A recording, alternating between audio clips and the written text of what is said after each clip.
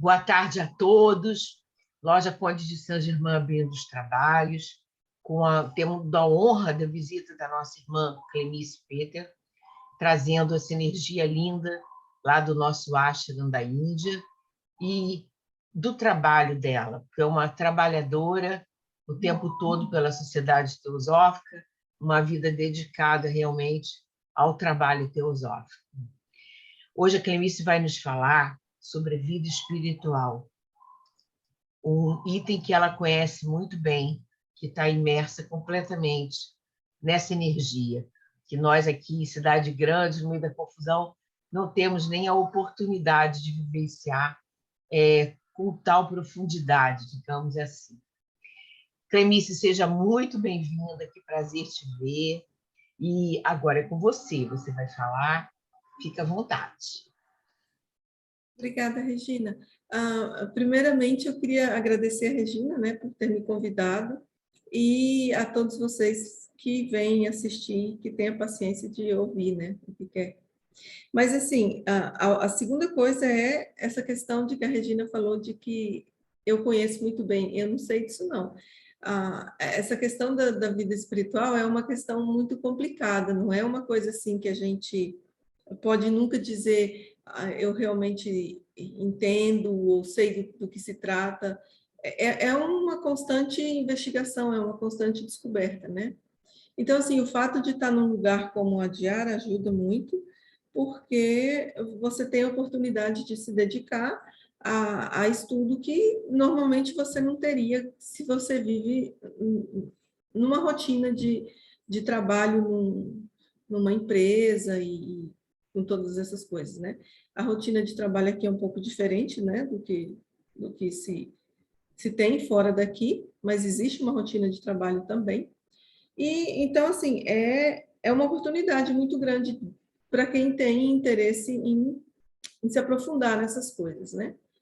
Mas daí a dizer que porque uma pessoa vive aqui, essa pessoa realmente se dedicou e se aprofundou, aí já é um pouquinho demais, porque... então, assim, eu realmente não sei quanto disso eu realmente entendo, porque a questão aqui não é que eu vá falar para vocês o que é a vida espiritual, é uma coisa assim, o que eu vou fazer é tentar entender junto com vocês o que seria essa vida espiritual, né? Não é uma coisa que eu vá, assim, ensinar, né? Não é essa a ideia. Até porque eu tenho uma percepção bem diferente dessa questão de ensinar. Eu acho que nessa área espiritual ninguém pode ensinar ninguém.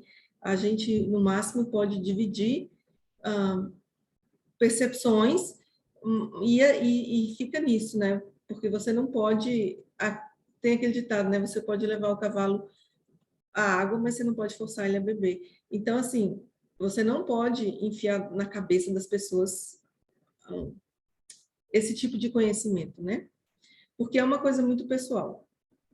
Então, a ideia não é ensinar, não é pregar, porque eu realmente não vejo dessa forma, né? Então, assim, quando a gente fala em vida espiritual, normalmente a gente tem a impressão de que a vida espiritual é uma coisa assim, uma pessoa reclusa que tem uma certa rotina de orações, de preces, ou de meditação, ou de um ritual, seja ele qual for, seja ele um ritual de meditação, ou seja ele um ritual de prece, e que está ligado com uma certa crença, né? Crença, fé em alguma coisa. E quando eu vim para a Índia em 2011, pela primeira vez, eu vim em novembro, em 2012, eu conheci algumas pessoas, indianos, né? E fiz amizade com eles e tudo. E um deles, um desses meus amigos, me falou uma coisa que, de certa forma, na época me chocou, né? Ele falou assim para mim: existe uma diferença entre vida espiritual entre espiritualidade e religião. Aquilo para mim já foi um choque, né? Porque para mim, como assim? Para mim, espiritualidade e religião eram a mesma coisa naquela época. Então, quando ele falou para mim, existe uma diferença entre espiritualidade e religião. E ele falou assim, a diferença é que quem segue uma religião, quem tá interessado em religião, são as pessoas que têm medo de ir para o inferno. Então, elas seguem uma religião, fazem uma série de coisas para evitar o inferno, né? E a pessoa que está interessada numa vida espiritual são as pessoas que já estiveram no inferno.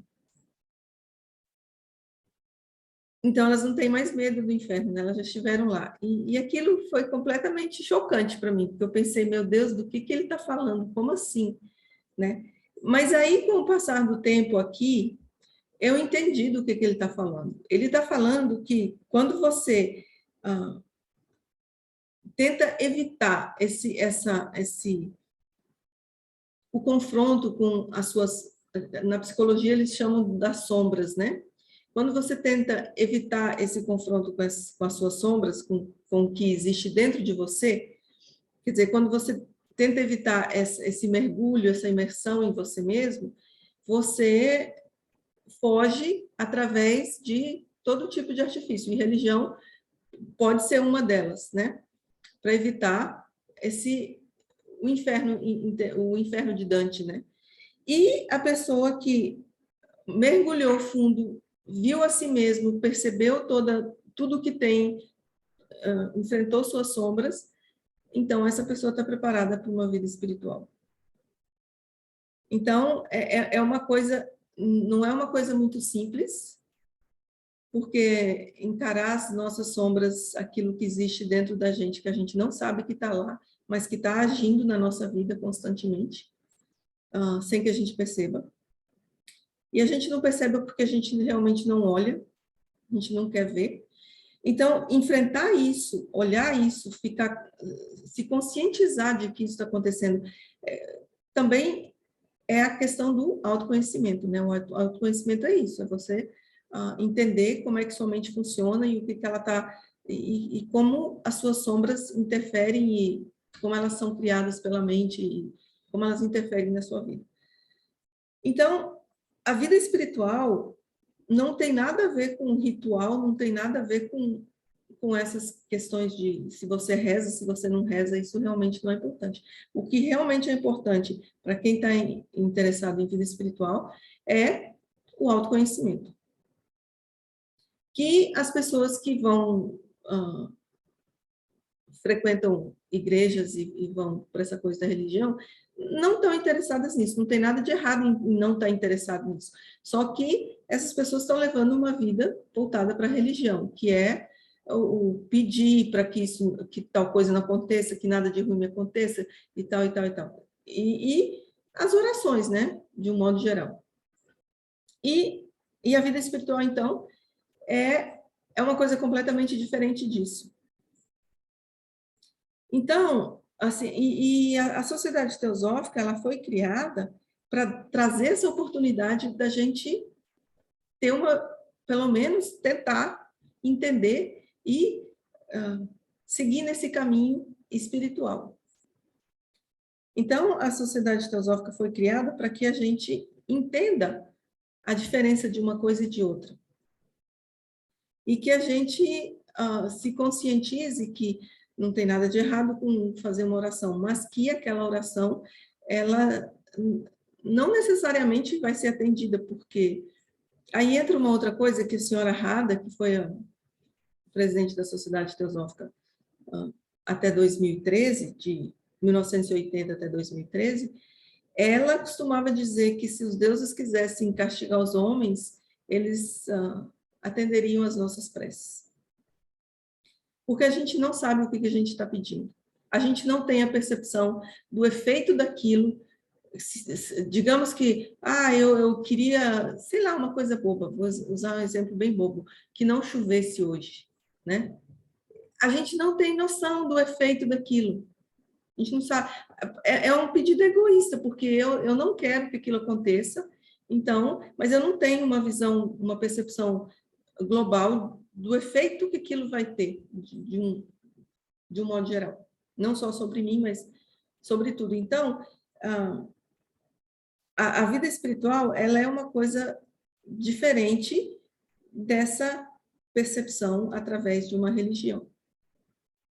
E o importante é que as religiões, elas falam muito nessa questão do, pelo menos o cristianismo fala, e o budismo também fala, nessa questão da caridade, de ajudar o próximo, e do não egoísmo e tudo mais.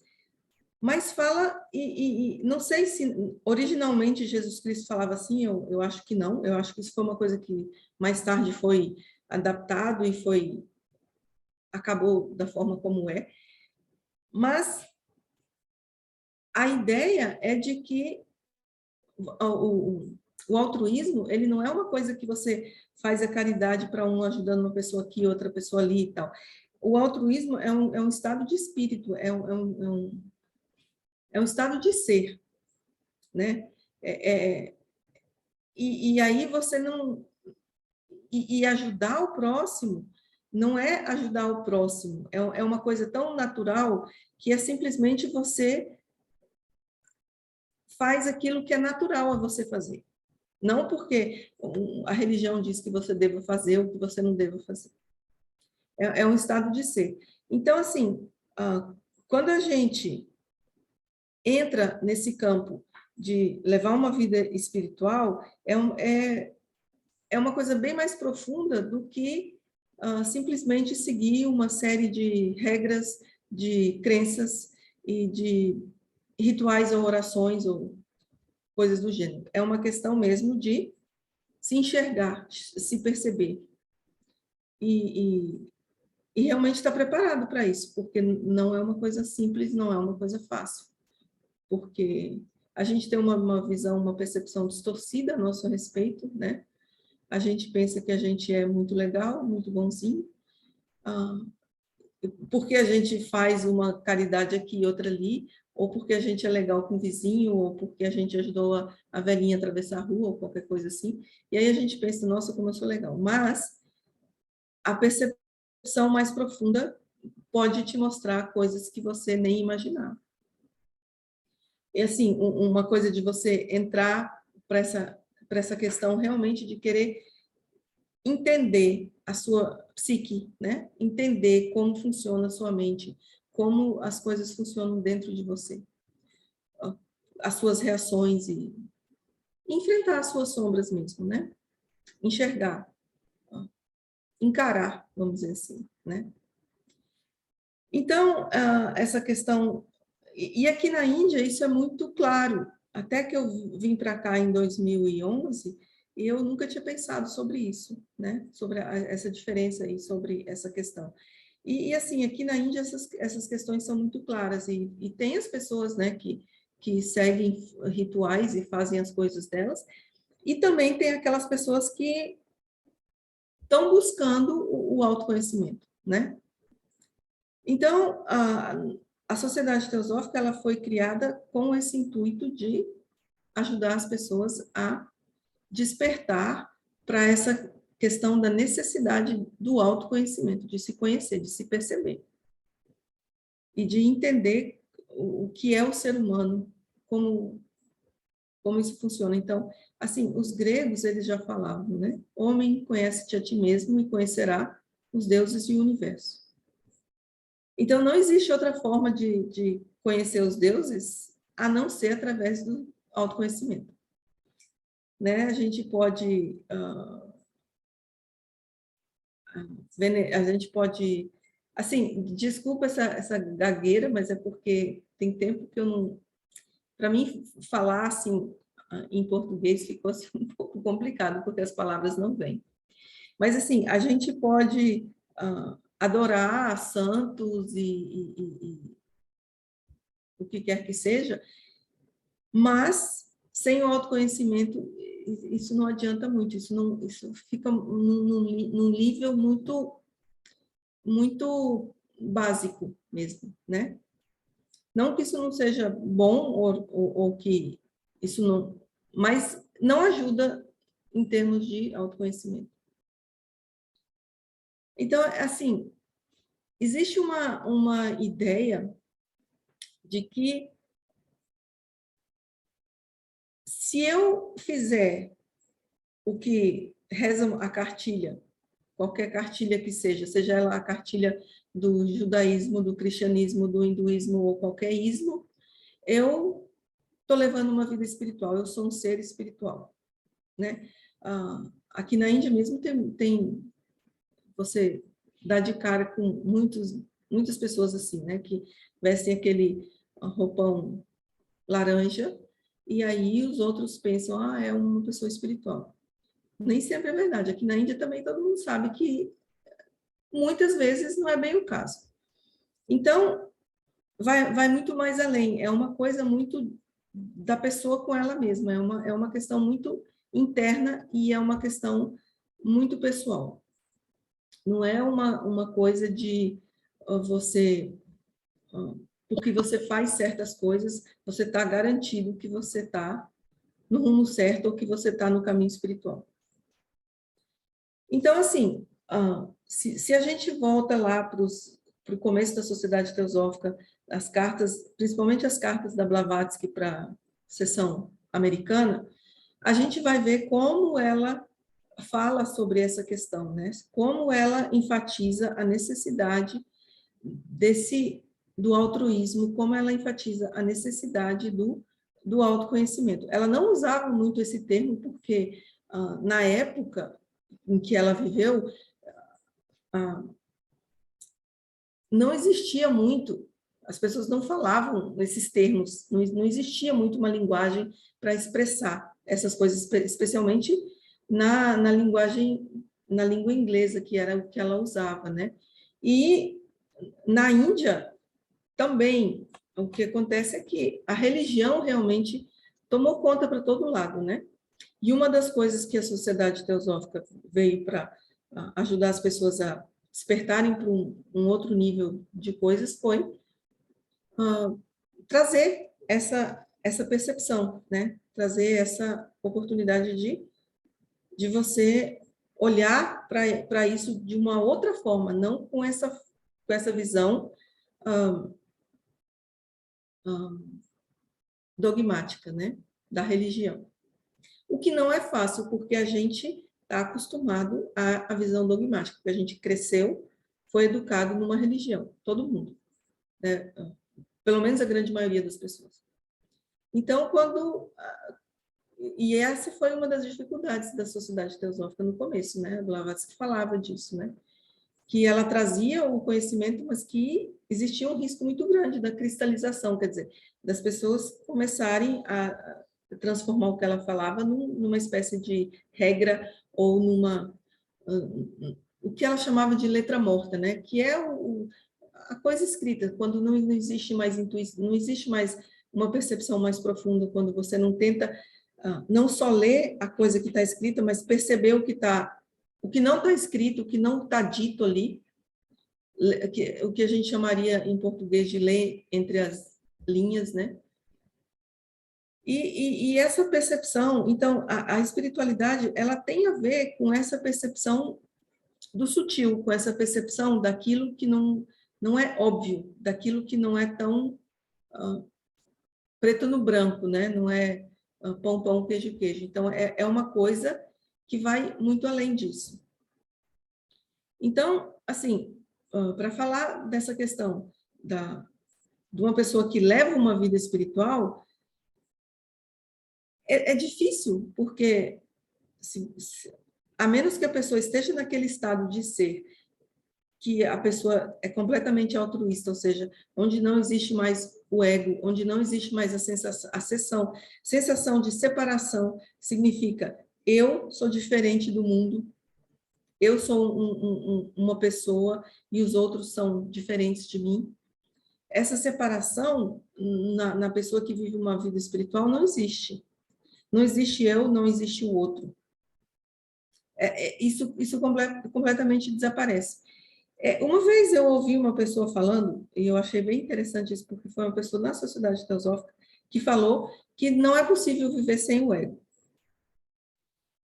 Então, assim, essa pessoa está dizendo que tudo que os mestres e a senhora Blavatsky, todos os grandes seres que viveram antes e que conseguiram levar uma vida que não era egoísta, que não completamente fora do ego, invalida tudo aquilo, né? E diz realmente não é possível, deixa isso para lá.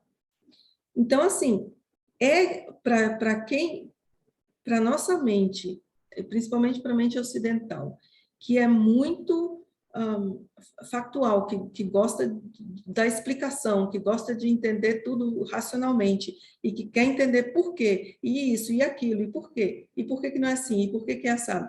É muito difícil imaginar uma pessoa que vive de uma forma completamente diferente, que é completamente fora dessa necessidade de explicação e de todo esse,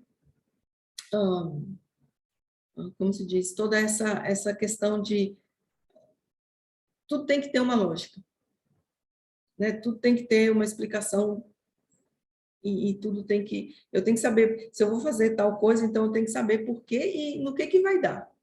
Principalmente no que vai dar, porque eu só vou fazer se realmente for dar numa coisa interessante, porque se não der, aí eu já nem começo. Então, com esse tipo de mentalidade, a pessoa que leva uma vida espiritual não existe. Então, assim, no Bhagavad Gita, eles falam, né? Você faz a ação pelo valor da ação, não pelo resultado.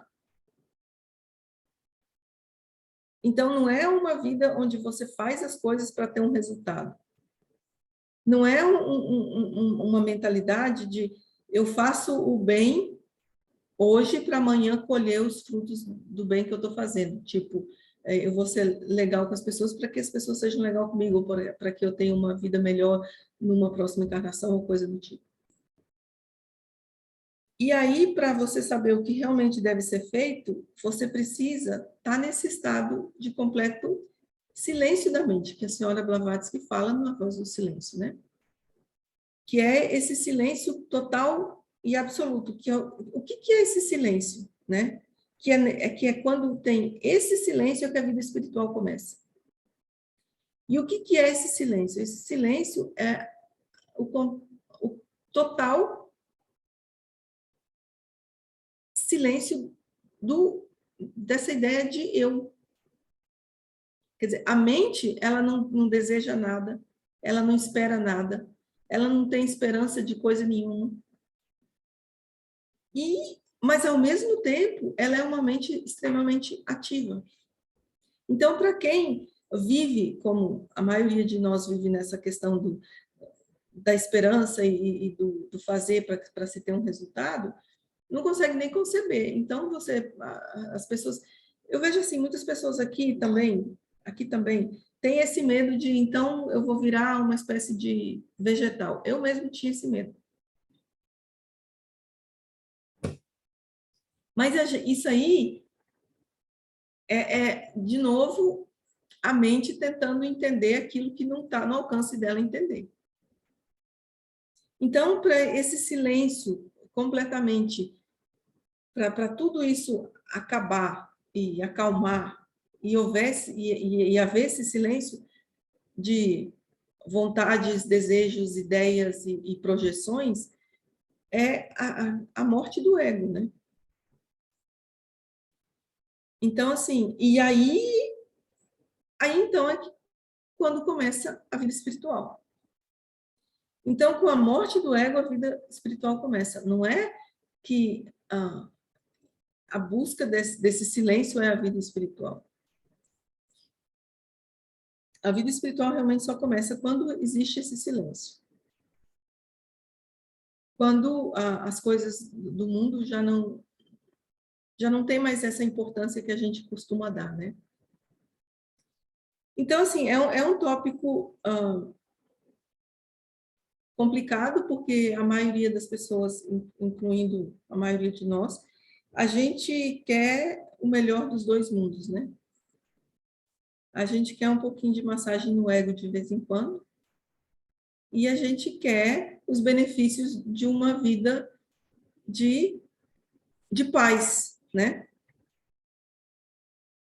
Mas, assim, o ego, a própria natureza do ego, que é egoísta, ela não tem como ela trazer paz, né? Porque a natureza do ego é de separar, é de dividir. É a natureza dele, é que nem um cachorro, a natureza do cachorro é latir. Você pode fazer o que você quiser com o cachorro, ele vai continuar sempre latindo, porque é a natureza dele. Então, a natureza do ego é egoísmo. E a vida espiritual é uma vida onde o egoísmo não tem espaço, onde não entra. É uma vida de total altruísmo, mas não é uma coisa que eu falo assim, eu vou ser altruísta. Não, não tem eu para ser altruísta. É o altruísmo puro e constante, vamos dizer assim. É um estado de ser, não é uma coisa que eu posso planejar e dizer, eu vou ser assim. Então, assim, é uma vida que você não... É tipo assim, um salto no escuro. Eu tenho uma pessoa, até aí no Brasil, que um dia ela falou assim para mim que a coisa que essa pessoa acha mais difícil em ler Krishnamurti é porque Krishnamurti te leva para o topo, para a beira do precipício e fala, pula. E enquanto ele tem asas bem grandes, né? Ele não vai cair. Se ele pular, ele vai voar. E você não tem essas asas. E ele fala, pula. Aí eu pensei naquilo, né? Fiquei com aquilo. Eu falei, tá. Mas aí eu pensei assim, mas como foi que ele desenvolveu essas asas, né? Por que ele tem as asas e eu não tenho? Será que não é porque ele pulou? E enquanto ele caía, as asas cresciam? E antes dele se estabacar no chão, ele estava voando? Mas a gente não quer dar esse pulo, a gente quer ter a certeza de que a gente tem asas. Só que não funciona assim, né? Você não é uma troca. Não é uma coisa assim que você... Não é um comércio que você fala, ok, eu te dou isso e você me dá aquilo.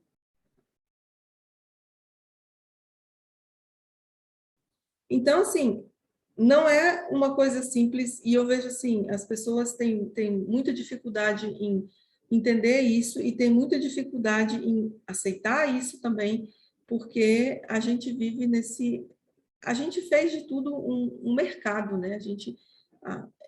Também é da natureza do ego, né? Tudo a gente tem uma mente muito utilitarista. Quando a gente escuta falar em alguma coisa, a gente quer tirar proveito daquilo, né?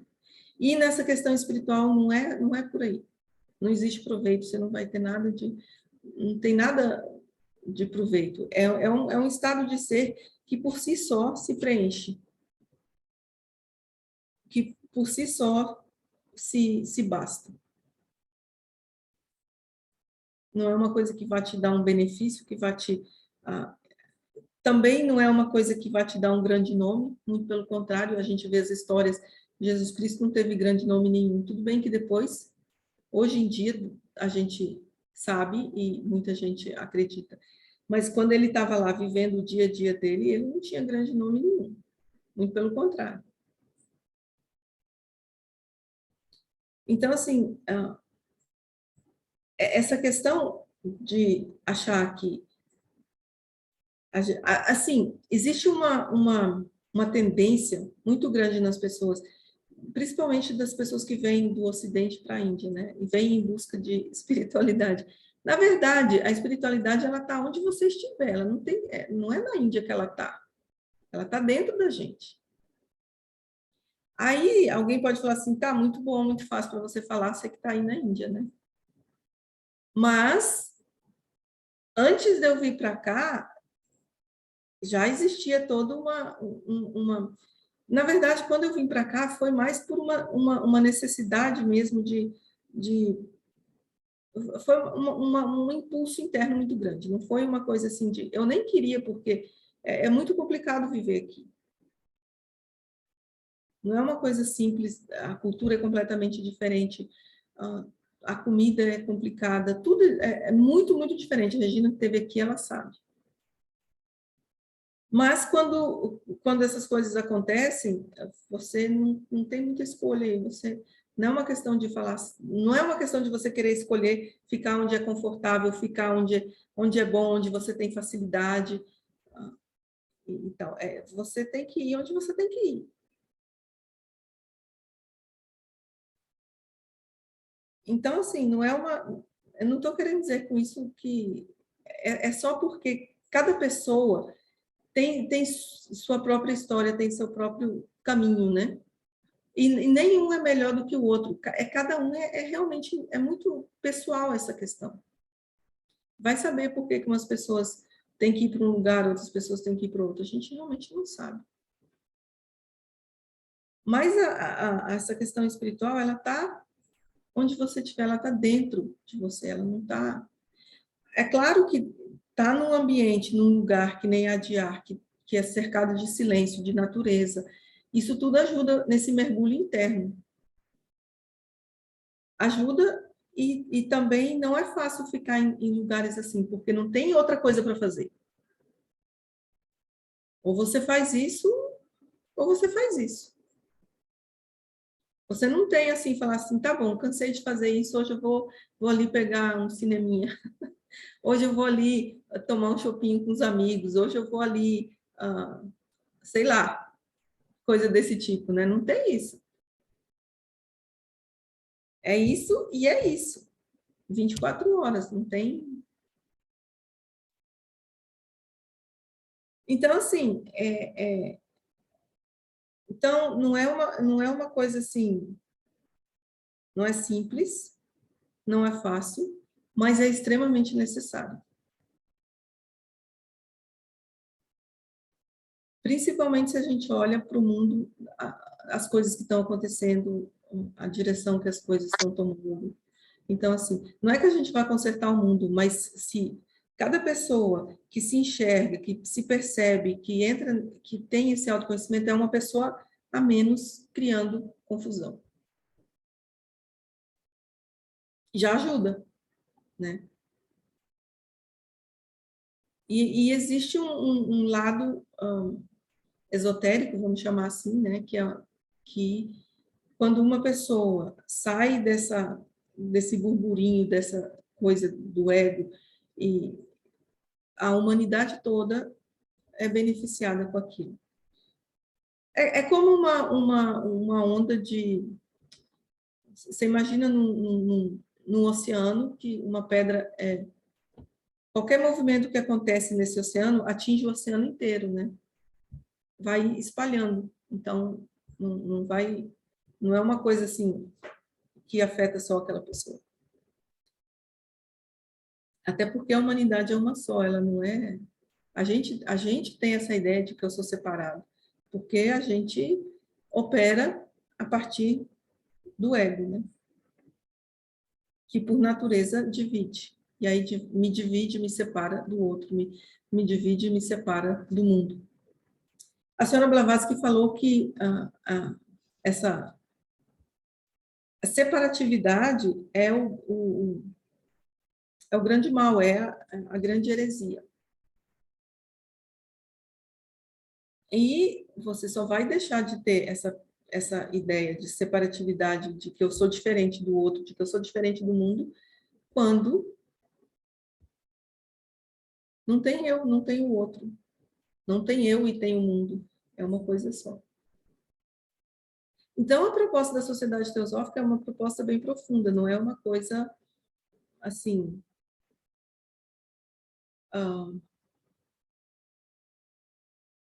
tipo, fazer ler uns livros e tá tudo bem, sentar todo dia para meditar e tá tudo bem. É uma proposta bem mais profunda do que isso. É uma proposta realmente de despertar para essa necessidade de uma vida espiritual, que é uma vida de altruísmo. Então, é isso, e eu acho assim que eu realmente acho que é muito mais interessante a interação das pessoas perguntarem e tirarem dúvidas do que eu ficar aqui falando. Então, eu acho assim que a quem quiser perguntar, eu acho que é interessante, né? Não perguntar, não que eu vá responder, mas que a gente tenha uma interação, vamos dizer assim, né? Que a gente possa conversar. Ah, com certeza, vamos conversar. Você compartilha uma experiência com a gente, traz assim questões para a gente refletir, que são realmente muito importantes. E sim, a gente tem que conversar agora. Eu gostaria que o grupo também participasse bastante, a gente aproveitar essa oportunidade. Porque, deixa eu só fechar a porta aqui.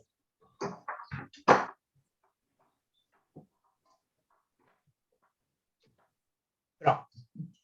Porque realmente, isso que você tocou, a pessoa viver num lugar onde ela está com ela mesma, é isso que eu vejo assim, mais de diferença no caso de você para a gente.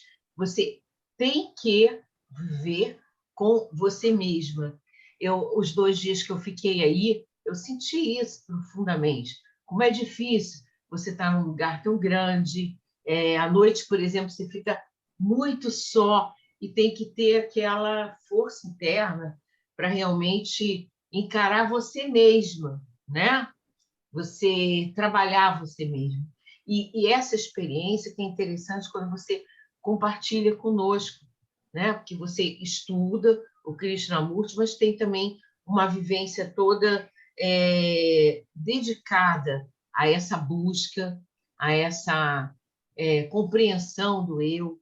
Eu acho que esse compartilhamento é muito bom para nós, porque, sim, em qualquer lugar do mundo, em qualquer situação, todas as pessoas são confrontadas com elas mesmas em inúmeras situações, né?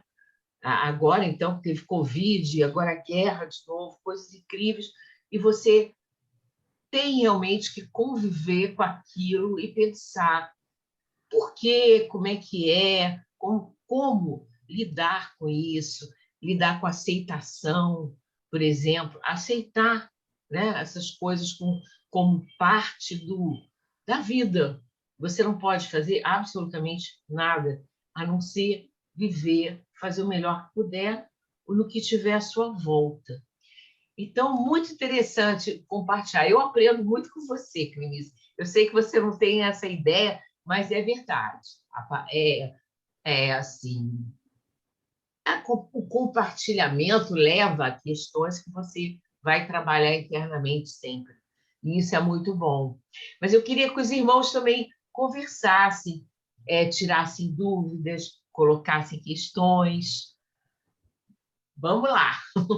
Justamente quando você tocou no ponto da pandemia, e enquanto ela ia narrando tudo isso, eu fiquei pensando que a gente teve essa grande oportunidade de forma mundial agora, e eu lembrei que no início, né, da pandemia, quando tudo estava mais fechado mesmo, e a gente ainda não tinha a prática desses encontros virtuais e tudo, que a gente ficou realmente muito com a gente mesmo, né? E que foi uma mudança de paradigma a princípio, né? Mas logo depois a gente estava correndo atrás dos contatos, de live na TV, de encontrar as pessoas online. E eu queria perguntar, Clenice, justamente se isso aí não fez diferença para vocês, né? Vocês viveram a mesma vida que vocês tinham, né? Inclusive mais, vamos dizer assim, mais protegidos de contágio, de tudo isso, né? Para vocês não mudou nada, não é isso? Não, aqui assim, para mim não mudou nada, porque o que eu fazia antes eu continuei fazendo aqui, eu raramente saio daqui, né? Então, quando falaram assim, ninguém pode mais andar na rua, eu já não andava mesmo. Então, assim, Não mudou muita coisa. A única coisa que mudou é porque você fica sabendo das histórias das pessoas sofrendo, das dificuldades, assim, a Índia é um país muito grande, né, e muito populoso, e aí as pessoas sofreram muito com tudo isso, né, então você não fica indiferente, né, tipo assim, eu tô aqui numa boa. E isso afeta você também, né, então, nesse aspecto foi muito difícil, porque eu sabia que muita gente que trabalha aqui perdeu entes queridos, né, familiares nessa história do Covid e tudo. Então, você não fica indiferente, mas a minha rotina não mudou.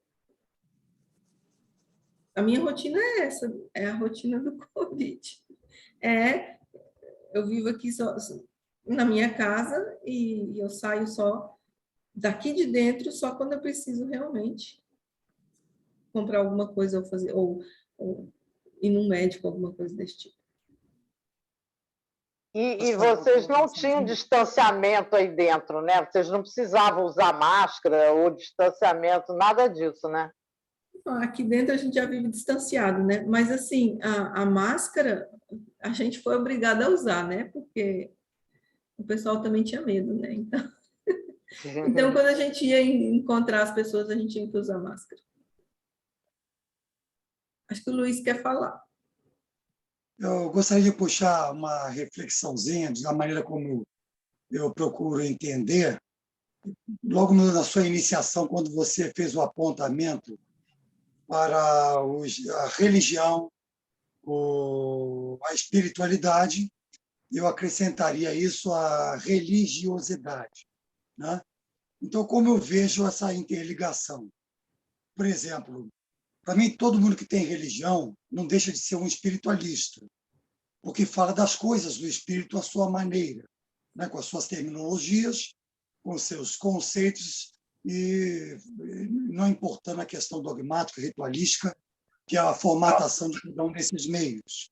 Mas só o fato de fazer alusão a uma energia maior, que podemos chamar o que quisermos, né? Nessa intenção de estarmos em comunicação com ela, e que nós entendemos como um religare, né? Que é de voltar-se para Deus, né? Que é o que nós estamos fazendo nesse nosso processo de evolução, né? É um retorno, né? Numa ideia de descida e retorno, de subida, né? Coisas da mente concreta. Então, todo religioso não deixar de ser um espiritualista. Agora, o espiritualista não necessariamente tem alguma religião, porque ele é simplesmente um religioso. Por quê? Porque ele fala das coisas da energia maior, fala das coisas de Deus, né? Estuda todos esses mistérios que vão deixando de ser mistérios em cada um de nós, à medida que vamos despertando com relação a esses assuntos esotéricos, né? Então, esse é um ponto, né? Um segundo, só para desfechar um pouquinho da minha parte, é que eu vejo muita condenação do ego. O ego é muito usado constantemente. Eu até lido um bocado com essa questão, porque eu estudo muito a questão do psiquismo. E o psiquismo, pelo menos na minha visão, é encarado como uma alma, que é o quê? Uma composição do nosso corpo mental e o corpo dos sentidos, né? Então, quando se fala em ego... Alô? Alguém quer falar alguma coisa? Então, quando se fala em ego, é como tudo nesse nosso campo de manifestação. Tudo tem os dois lados da moeda. Então, falar de ego, por exemplo, é você tentar entender na pessoa quando ela está egocentrando, não é? Que aí ela cai num egoísmo. Mas o ego tem o seu lado importante, porque você mesmo comentou, né? Dessa coisa de conhece-te a ti mesmo. Então, em parte, nós passamos por um exercício de nos conhecermos, porque temos uma relação social, né? Neste campo de manifestação material. Agora, a grande evolução é a gente ter, em paralelo, entender que existe um ego superior, né? É quando falamos do espírito. E aí, então, esse ego superior, uma vez já identificado em nós, e a maneira como a coisa procede para voltarmos a ele, é que é importante para evitarmos que o simples ego inferior nos domine, nos crie um aprisionamento nessa maia, nesse processo ilusório, porque ele é voltado para os desejos, né? Ele é voltado para uma identificação, quando exclusiva, das coisas terrenas. E isso é escravizador. Mas não é um mal a princípio, porque é um primarismo que todos temos que passar, e nós, no nosso caso, espera-se, já estamos num estágio secundário e não mais primário, de identificá-lo. Às vezes nos propomos a ele, quando vamos ali tomar um chopinho ou conversar com amigos, ou no momento que estamos aqui canalizando a espiritualidade em nós, né? Então, também, eu não condeno nada a não ser aquilo que podemos identificar e já tendo ciência do que pode ser errado, porque dá um resultado errado, né? Porque até o erro, o mal em si, ele é muito relativo, né?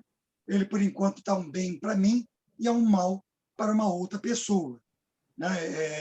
A vida é toda muito cheia de relatividade, tem muita coisa para se reflexionar, e aqui no Ocidente a gente deturpa muita coisa, né? Pejorativa, corrompe. Então, é bem importante quando a gente pode separar as coisas e ter uma visão mais ampla, não é? Sim.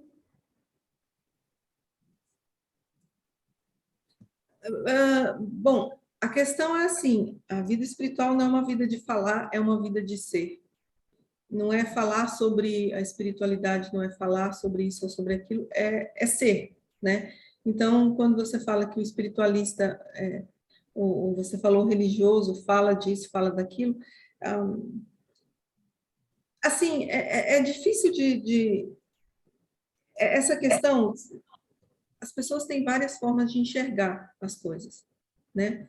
E a gente tem que aprimorar cada um, entendendo mais e mais, e aprimorando a própria forma de perceber o mundo, de perceber a vida, de perceber as coisas. Então, não é uma questão de eu falar para você, eu concordo ou eu não concordo, isso não faz o menor sentido, que diferença que faz isso? É uma questão mesmo de aprimorar a percepção, só isso. E a questão do ego, não é que se condene o ego é o que ele é. Não é uma questão de condenar, dizer é bom ou é ruim, ele é o que ele é. Você não condena um cachorro porque você gosta de gato. Não é essa a questão. Ele é o que ele é. E ele tem que ser percebido pelo que ele é. Só isso. É porque muita gente condena o ego. Muita gente vai muito contra e não entende a aplicabilidade do ego. Agora, como eu falei, como tudo tem dois lados da moeda, tem a hora que eu posso fazer com que eu me utilize do meu ego para uma alta pessoalidade, e aí eu deixo de esvaziar-me de mim mesmo para justamente abrir para o ego superior, que é o quê? É o não, é quase que um não ser, né? Porque o ser, assim, eu pessoalmente tenho uma visão diferente dessa questão de ego superior, eu não vejo muito assim, mas enfim, isso é uma questão de percepção de cada um.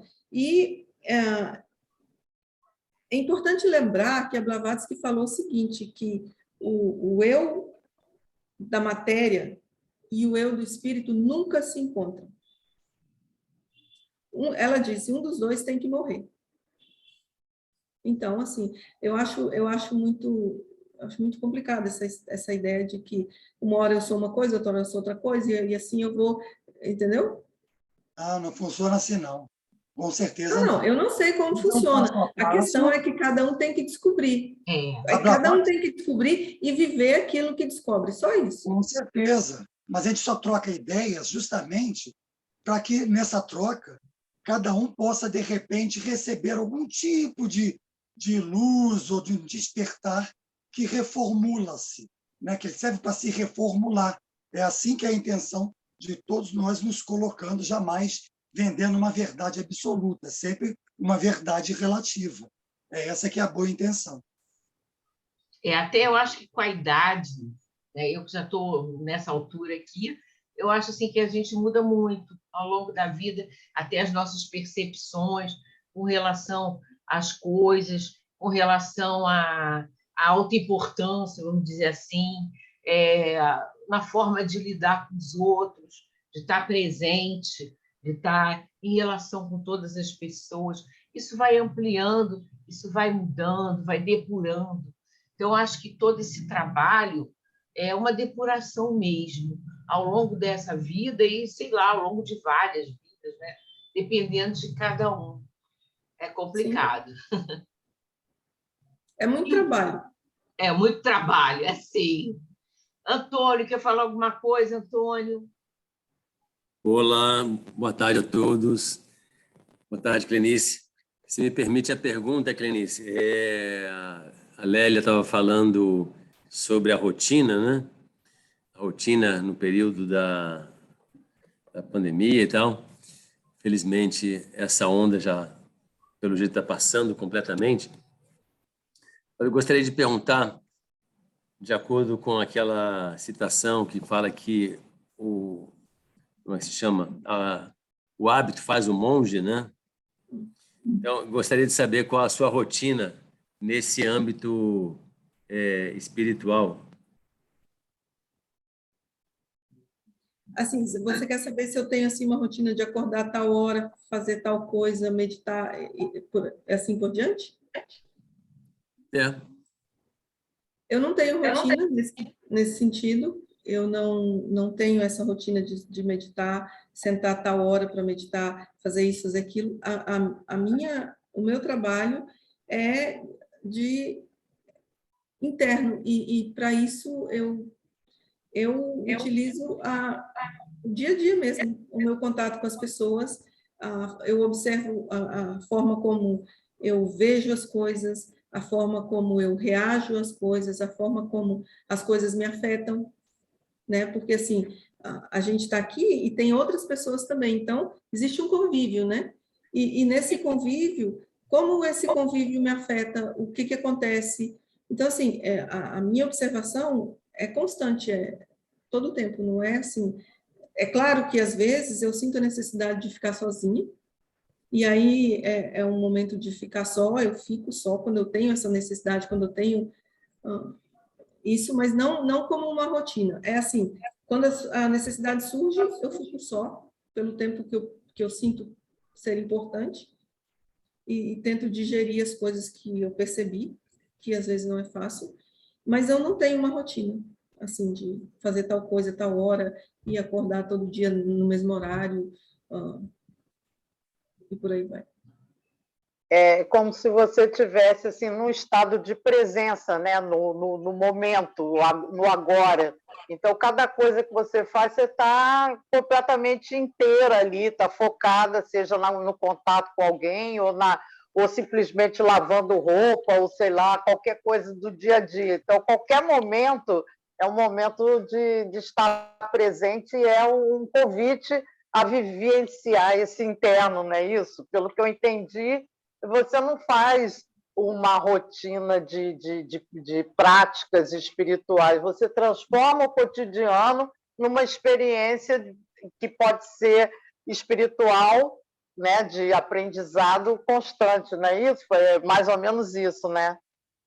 Assim, é difícil essa coisa de estar o tempo todo presente, isso aí é muito complicado. Eu não vou dizer que eu estou o tempo todo presente, é uma questão de tentar estar, né? De estar atenta para quando eu não estou. E essa questão da prática, para mim, essa é a minha prática, né? De tentar perceber como as coisas me afetam, como a minha mente funciona, e por aí vai. E assim, e essa questão, outro dia, porque eu não sou uma pessoa que vai a templo, que vai a lugar nenhum. E outro dia, alguém perguntou para mim assim, você não vai a templo? Você não gosta de ir em lugares sagrados? Eu falei assim, eu já nasci num lugar sagrado. Todo dia, quando eu abro o olho, eu estou num lugar sagrado, que é o meu próprio corpo, né? Assim, o corpo é um lugar sagrado. Então, assim, onde eu estiver é um lugar sagrado. Eu não tenho que ir num lugar especial e chamar aquele lugar de sagrado. Então, onde eu estiver, a pessoa que eu estiver encontrando, com quem eu estiver interagindo, aquilo é sagrado. Por que a gente tem que dizer que só o templo é sagrado? Ou que só a igreja é sagrada? Ou que só tal pessoa é sagrada? O gato é sagrado. Tudo com que você interage, aquele momento é sagrado por si só. Então, não tenho, assim, eu não tenho essa o que às vezes é complicado, porque as pessoas não entendem muito isso e elas ficam achando que você tem que ir no templo fazer isso, fazer aquilo. Eu não sou uma pessoa de ritual nenhum, não faço nenhum, não tenho nenhum tipo de rotina nesse sentido. E às vezes eu até vou. Um dia desse, uma amiga minha veio de um outro estado aí e ela queria conhecer a Ramakrishna Mutt, que é o lugar onde ergueram lá um templo para o Ramakrishna. Eu nunca tinha ido lá, não, e ela quis ir lá, né? E eu fui lá com ela. E foi até interessante, eu gostei do lugar e tudo. Mas não porque eu tenho essa ideia de que, esse aqui é o lugar, entendeu? Mas eu devo confessar que tem um lugar que eu sempre fico assim muito, que é a Tiruvannamalai, que é o lugar do Ramana Maharshi. Lá realmente tem uma energia, mas as pessoas falam que aquela montanha, ela já era considerada sagrada pelos indianos há milhares de anos, muito antes do Ramana viver lá.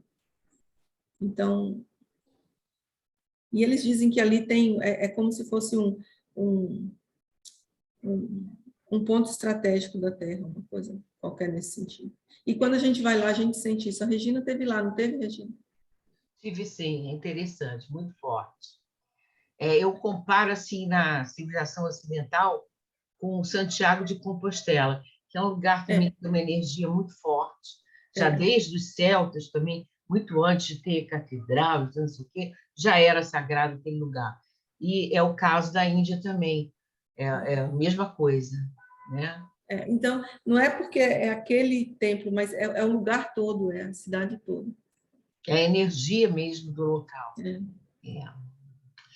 isso, gente. Mais alguém quer conversar? Porque eu sei que já é tarde na Índia, então nós vamos, né, fazer as perguntas, tudo, e sabendo que Clenice está doando esse tempo para nós, porque lá já está na hora de dormir, não é?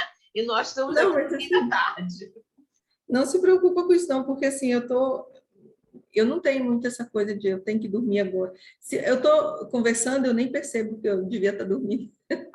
Mas se eu não estiver conversando com ninguém, eu já estaria dormindo há muito tempo. Suzana quer fazer uma pergunta, Cláudio, Fernanda. Eu gostaria de agradecer a Clenice realmente pelas suas palavras, porque a gente ela acabou tirando muitas dúvidas, né? Da espiritualidade com rituais, né? Porque às vezes a gente se prende a determinados rituais achando que estamos no caminho, né? Da espiritualidade, desse conhecimento, dessa vida interior. Então, a espiritualidade, como ela falou, é interna, né? É o nosso contato com nós mesmos, é a compreensão das nossas ações, dos nossos pensamentos. E, com isso, você tendo essa compreensão, você não vai cometer nenhuma ação ou pensamento impróprio, né? Você vai estar sempre nessa frequência de harmonia, né? Harmonia com todos e com tudo, né? Então, muito obrigada, Clenice. Eu que agradeço. Assim, só para ilustrar o que ela falou aqui e falar um pouquinho do Ramana Maharshi, que foi um ser fantástico que viveu aqui na Índia até 1950. E um dia alguém falou para alguém resolveu visitar ele e porque essa pessoa vivia muito atormentada, tinha muitos problemas, e tinha problema no trabalho, tinha problema com a família, tinha problema para todo lado, relacionamento, né? E ele resolveu ir lá falar com o Ramana Maharshi, perguntar para ele, né? Porque os indianos, eles têm muito essa devoção com os seres mais evoluídos, né? Que eles chamam de gurus e o que a gente aí chamaria de santo e tal. E ele foi lá para esclarecer e pedir um conselho para o Ramana Maharshi. E ele chegou lá e o Ramana Maharshi não falava muito, ele era mais do silêncio. E aí ele chegou lá e falou para o Ramana Maharshi: eu vim aqui porque eu estou com tanto problema, problema de relacionamento no trabalho, na família, para todo lado que eu vira, eu tenho problema com as pessoas. Eu quero que você me diga qual é a forma de lidar com o outro. Qual é a forma correta de lidar com o outro? Ele não respondeu. E esse senhor tinha viajado 2, 3 dias, naquela época não tinha essas facilidades de ônibus e tal. E ele tinha viajado 2, 3 dias para chegar lá e ele não foi embora tão cedo. E no outro dia ele voltou lá e fez a mesma pergunta e falou: eu não vou sair daqui sem uma resposta, porque eu viajei 3 dias para chegar aqui e eu realmente não aguento mais. Eu preciso de uma resposta. Qual é a forma correta de se relacionar com os outros? E o Ramana só olhou para o horizonte assim e falou: não há outros.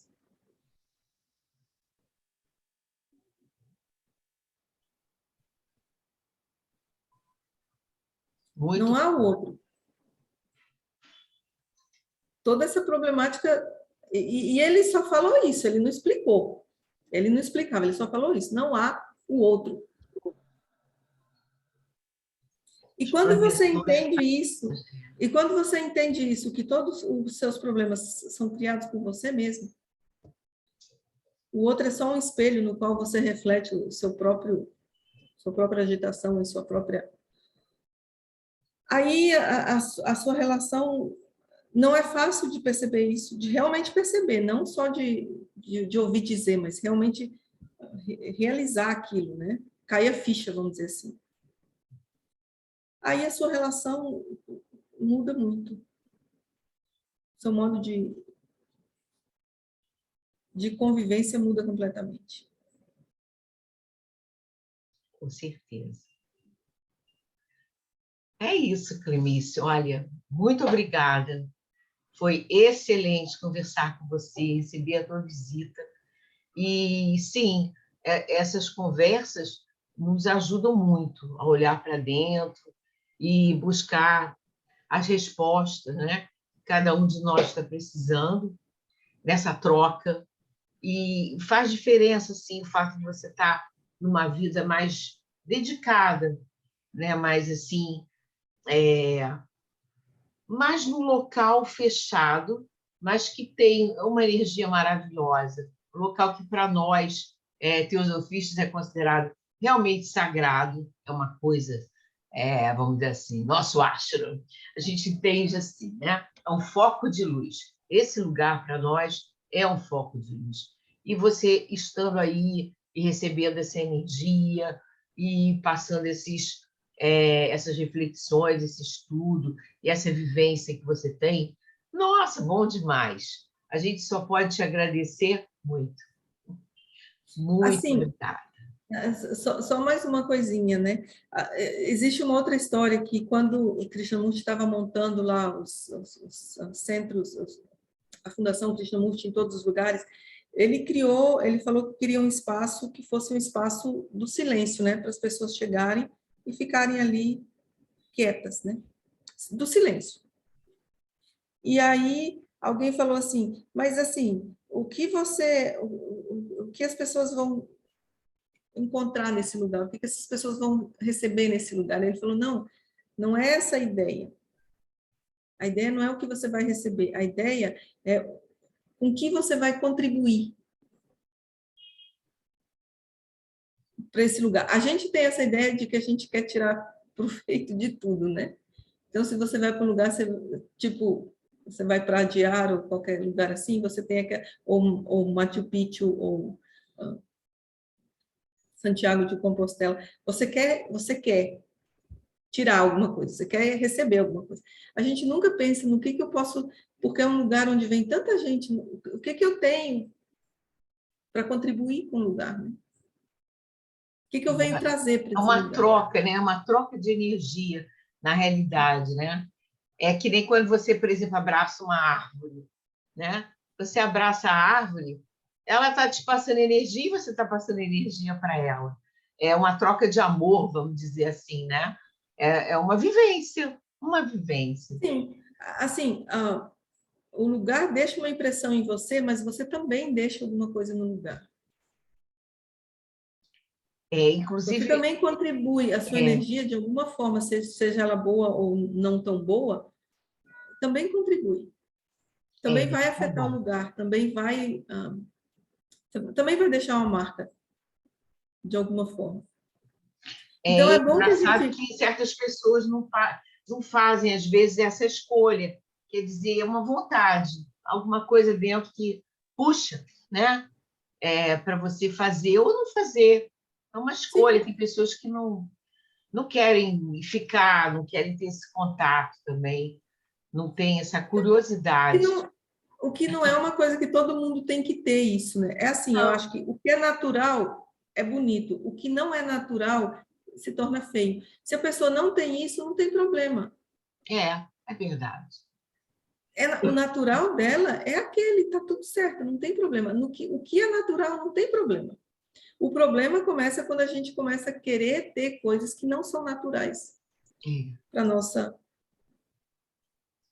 nossa personalidade, para nossa vida, né? Mas realmente Aí, vale a pena, é uma experiência, né? Para sim, quem com quer certeza. viver essa experiência, é interessante. O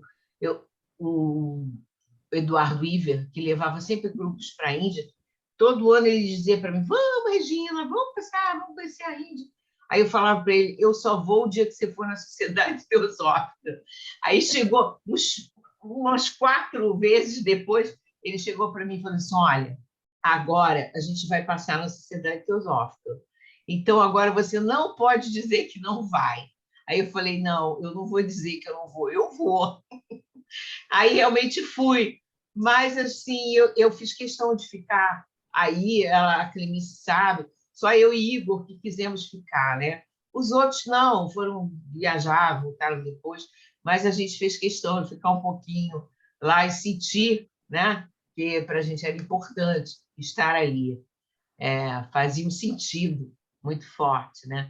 Acho que é isso, tem que fazer sentido para a pessoa estar ou não estar. E foi muito bom. Foi bom conhecer a Clemice também, adorei. Né? Muito bom.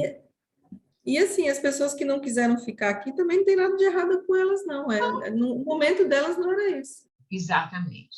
Está tudo certo. Está tudo certo. Essa é a A gente compreensão é que a que gente tem cria que esses entender. problemas, né? Não tem. Isso é o que eu achei muito bom de você tocar. Realmente, assim, está tudo certo, embora às vezes seja difícil, que nem a história agora da guerra, mas, sabe, tudo tem uma razão de ser, tem algo por trás que escapa à nossa compreensão, né? Que não é para ser agora, não é para entender, ou seja lá o que for, e é a aceitação, é trabalhar a aceitação das coisas exatamente do jeito que elas são, porque está tudo certo. É uma fé que a gente tem que ter, assim, que tudo tem uma razão de ser dentro do universo, que as energias se complementam, que o universo é justo e que tudo que acontece porque é para acontecer, não há o que fazer. A gente tem uma mania de achar que o que é bom para mim é bom para todo mundo. Não é assim. Porque, às vezes, o momento da pessoa não é aquele, por exemplo, você veio com um grupo grande de pessoas, eu lembro, e você e o Igor foram as pessoas que ficaram aqui 2 ou 3 dias. As outras pessoas não quiseram ficar. Aí alguém pode falar, mas tinha muito teosofista ali no meio que não quis ficar. O momento daquela pessoa não era de ficar aqui. E talvez aquilo não fosse nem ser bom para ela. E a gente não sabe como a viagem e estar nesses outros lugares onde a pessoa teve afetou a pessoa. Então, a gente não tem como dimensionar isso. Não tem. Nada. Acho que Não nada, tem. né? Nem Nada. agora guerra, não sei o quê, sei lá, a gente não sabe. Simples assim. Não saber aceitar. Eu tenho trabalhado isso muito em mim, aceitação. Eu tenho a minha dificuldade maior é aceitar o sofrimento assim, o sofrimento, de modo geral, principalmente dos bichos, é pior ainda do que de gente. Mas, enfim, é para ser assim, tem uma razão de ser e não há o que fazer. É fazer o que puder, o que puder. Se tiver ali a volta, tem que ser. Como é difícil trabalhar isso, mas tem que trabalhar, fazer o quê? Ai, gente, mas que bom estar com vocês, que bom essa conversa, né, entre teósofos e reflexões, e cada um que procure viver aquilo que for melhor, que tiver no momento, é o que a gente leva. E, para mim, uma alegria maior ainda ver minha amiga lá. Acho assim, se a gente conseguir viver aquilo que a gente acredita, já está bom demais. É, isso aí. E se a gente, em vez de tentar convencer o outro do que a gente acredita, viver aquilo, está melhor ainda. Isso. Gente, então eu vou fazer, eu vou encerrar agora a gravação para a gente fazer a nossa invocação, né?